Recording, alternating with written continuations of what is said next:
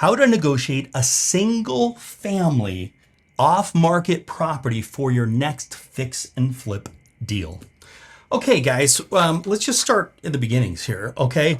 Off-market versus on-market. So on-market, off-market, what does that mean, okay? On-market means it's listed on the MLS and it's listed with an agent, okay?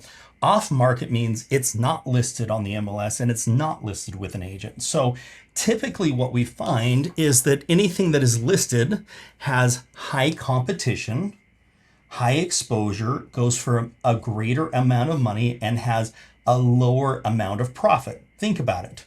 The more people that it's exposed to, the more people competing over it is driving prices higher, not lower, which in turn is going to drive profits lower. Are there profitable deals on the multiple listing? Yes, there are, but you're going to have to work harder and longer, and you're typically going to make less profit than if you go after off-market properties, okay? So off-market properties are properties that are not listed. So what are we looking for in off-market properties? We're looking for two things. We're looking for equity, and we're looking for motivation.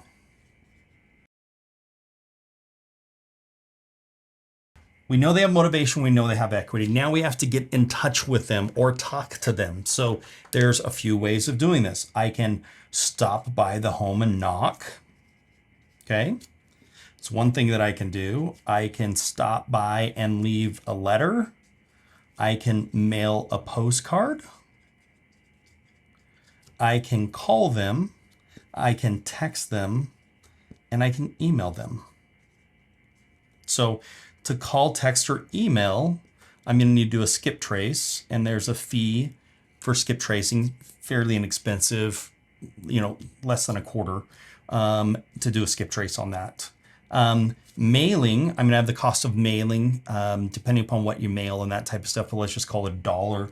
And stopping by is just my time. So then I'm going to have to use one of these ways to actually get in touch with them. And then I'm going to get into a conversation with them. Now, we have a conversation sheet where you can ask questions about the property and you can ask questions about them. So I originally, when I'm talking to them, if they have some interest in selling, which is the first thing, I like to make sure I get all their contact information. But then the next thing I do is want to dive into the house, because when we're talking about the house, it starts to warm them up talking to me, disclosing information to me. So tell me about the house, what's the square footage, what's the lot size, what is the exterior made out of, is there garages? This is made so you can just circle them. Detached, central air, kitchen. Has the bathrooms been remodeled in the last 5 years? Has the roof been done in the last 5 years? Has the plumbing been done? And you just circle these, good or bad, landscaping, sprinklers. Bad means I'm gonna have to replace them. Good means I can probably fix them at a very little cost or nothing at all. Bedrooms, I just circle. There's 4 bedrooms, 3 bedrooms, 2 bedrooms. Makes this really easy to have this. Are there repairs needed to the home? Is there anything special I should know about? Why are you selling? Notes about the condition. How long have you owned the home? How long have you been trying to get rid of it? When do you need to sell or move by? When is the earliest you can move? What were you hoping to get? How did you decide on that amount? What is the least amount you would take for a quick closing? Do you need that cash right away? Have you had any offers on the home? If so, for how much? Are you currently listed with the realtor? We know they're not for that, but we can still ask that. How much do you owe? We have a pretty good idea of what they owe. Are you behind on payments?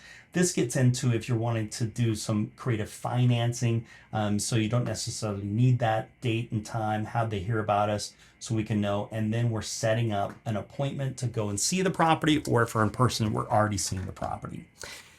Then when we go to the property, that's when we're starting to talk to them. We know they're motivated. We know they have equity and they're interested in selling the property. And so then we have to understand what their motivation is. We need to understand what their pain points are, because their pain point may be time frame, it may be money, it may be moving twice, who knows? But once we understand those things, then we can start to work a specific deal that works for an off-market property so that we can be the ones to help them solve the problems. As I say, the very best real estate investor solves the biggest problems.